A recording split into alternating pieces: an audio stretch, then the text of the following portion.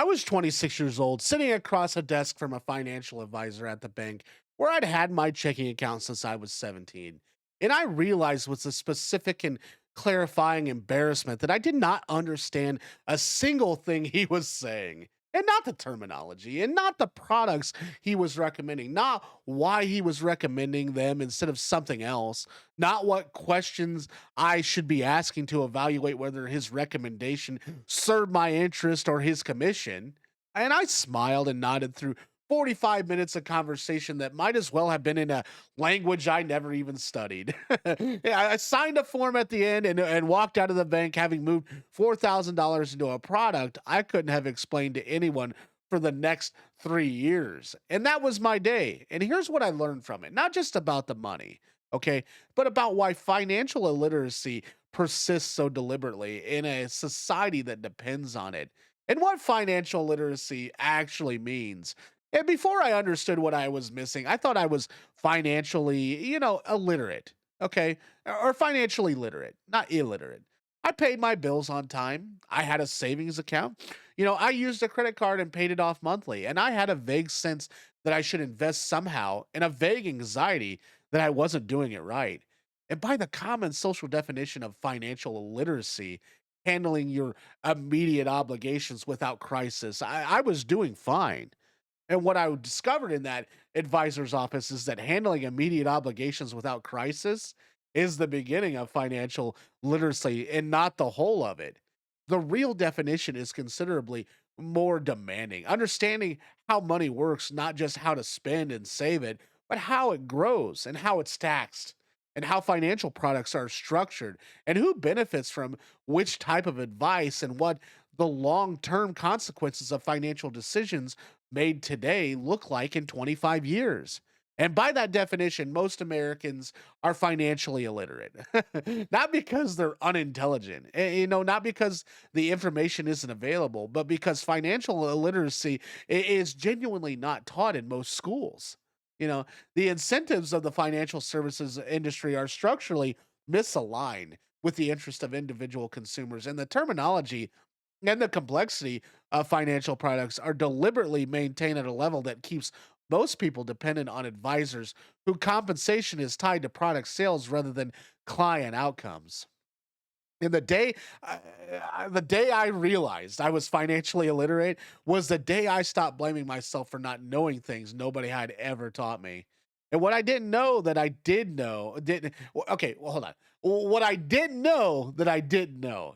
The specific gaps in my financial knowledge at 26 were not random.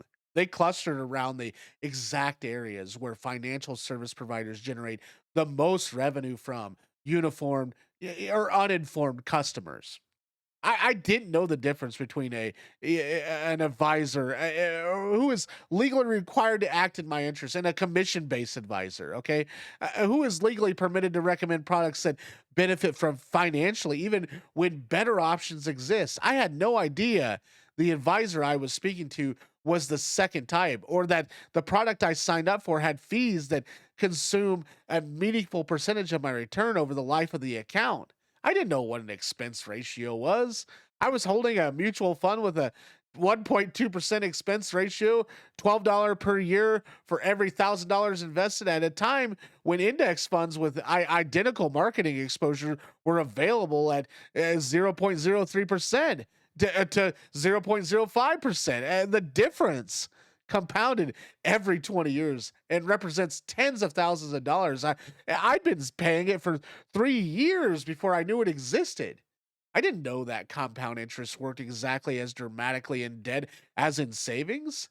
And that minimum payment on a credit card balance was designed to keep me in debt for as long as possible, generating maximum interest. And the actual payoff timeline at minimum payment was measured in years for balances that seemed manageable. I didn't know how my credit card score was actually calculated, which meant I didn't know which behavior to protect and which to avoid. I had made several credit decisions based on misconceptions that had measurably damaged my score and cost me money in higher interest rates. I didn't know about a Roth IRA was or how it differed from a traditional IRA. which meant I've been missing years of tax advantage investment growth that was simply sitting there available. If I'd known it existed, each of these gaps was a gift to the financial services industry and a cost to me. Not because I was careless, because the system is designed to benefit from exactly these gaps and exactly this population. And how I learned what I should have known. The embarrassment in the advisor's office was the catalyst. It created enough discomfort to overcome that. It had kept me financially illiterate for the previous 9 years of my adult life.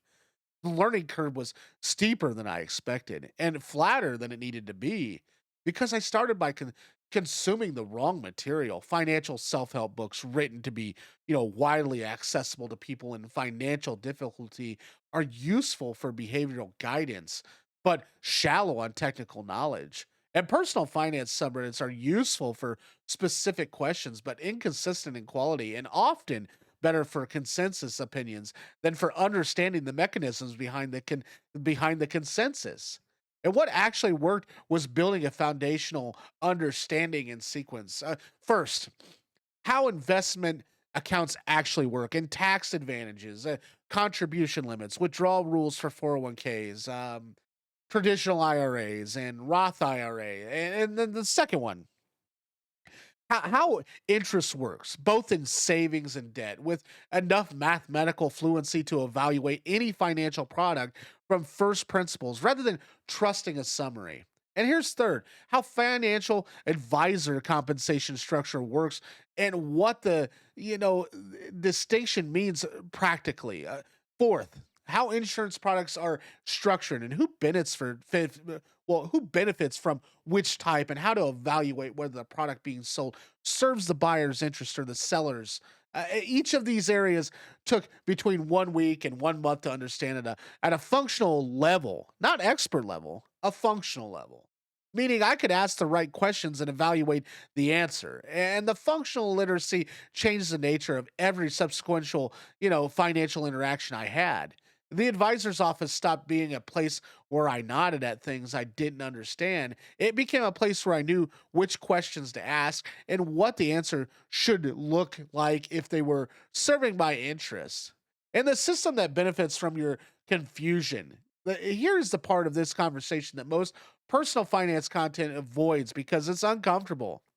Financial illiteracy is in the general population is not a failure of education. It is for a significant portion of the financial service industry a feature. A consumer who understands expense ratios moves their investments to low cost index funds. A consumer who doesn't keep paying the fund's manager 1% per year for the next 30 years. A consumer who understands, responsibility asks their advisor about their compensation structure. And if the answer reveals misaligned incentives, seeks advice elsewhere if it does. A consumer who doesn't keep buying the recommended product. A consumer who understands how credit card minimum payments are structured pays the balance in full. A consumer who doesn't generate years of interest income for the card issuer. And the financial services industry is not monolithic, and it contains many ethical participants who genuinely serve their clients' interests. But the structural incentives, commissions on product, sales, fee incomes, and from high expense products, interest income, and revolving debt create a consistent industry and wide benefits from consumer financial literacy that no individual firm has a financial incentive to eliminate. This is not a conspiracy theory either. It's an incentive structure.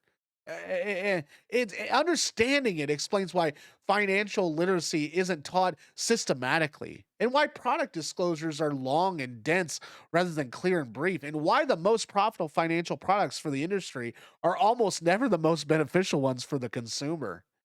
And what I wish someone had told me at 17. This is an important one. If I could deliver one piece of information to myself before that bank account opened up at 17, it would be this. The person on the other side of every financial transaction is compensated by the transaction in ways they are not always required to disclose. And understanding how they're compensated is the first question to ask before accepting any financial recommendation. And this single question, how are you compensated for this recommendation, doesn't require financial expertise. It doesn't require technical knowledge. It requires only the willingness to ask it. And before signing anything, the answer will tell you whether the advisor you're receiving is aligned with your interest or with theirs. And the second thing I tell my 17-year-old self, start learning the mechanism of compound interest, expense ratios, and the tax advantage accounts now, while the decisions are small and the stakes are low. The same knowledge that costs you hundreds of dollars in your 20s when you don't have it costs you tens of thousands in your 40s. And the learning curve is the same either way. The only variable is when you climb it. Financial literacy is not a natural state that people arrive at through ordinary life experiences. It's a skill built deliberately against the current of a system that profits from its absence. Build it anyways. The return on investment is the highest available to you. Thanks for watching. If you liked today's video, check out this video on the right. It can also help you on your financial journey. Thanks for watching. We'll see you on the next one.